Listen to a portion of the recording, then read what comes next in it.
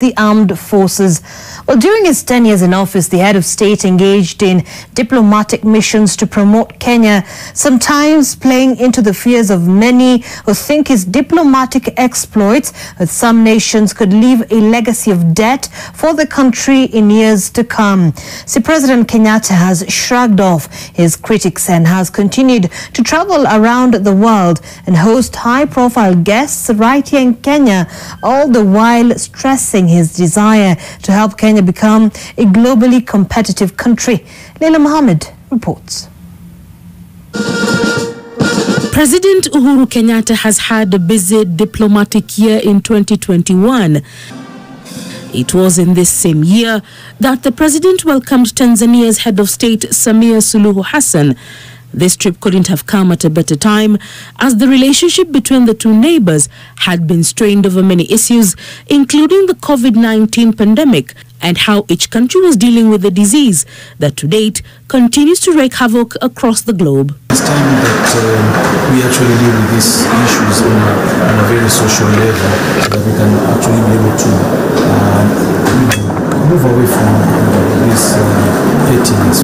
This year's hosting of Somali Prime Minister Mohamed Hussein Roble by President Uhuru Kenyatta appeared to observers as a goodwill gesture toward a neighbor whose relations have been icy for the past few years. Chooses for you your neighbor, and ours is to ensure that we live in a respectful, cordial, mutually beneficial manner with our neighbors, and I believe that that is the spirit and the aim of this visit. Months after this visit, Kenya withdrew from the International Court of Justice, stating that it would not accept a ruling slanted in favor of its northern neighbor.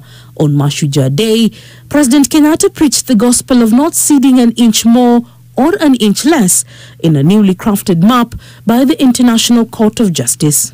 Given the interest that it's taken, in the recent years, there seems to be another agenda. It's just not, in my view, it's just not a territorial issue. There could be other issues behind it, and I think that's why the Kenyan government has taken a robust stand and to defend what it claims to be Kenya's territory. I believe that the stand Kenya had taken is what should have been a clear line for ICJ, which is go back to IGAD framework and exhaust that, or go back to AU and exhaust that before you come to international tribunal. An international tribunal cannot have the final decision because they don't have sovereign power over Kenya or any other country.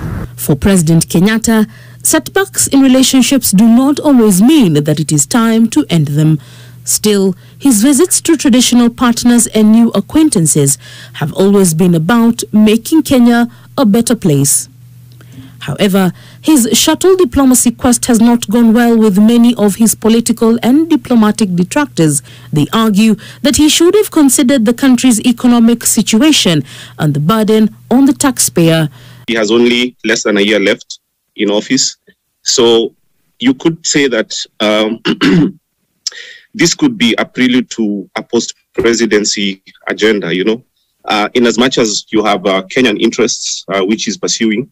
You know that most presidents have a life after the presidency, and many of them kind of have agendas which they continue working on even after their presidency.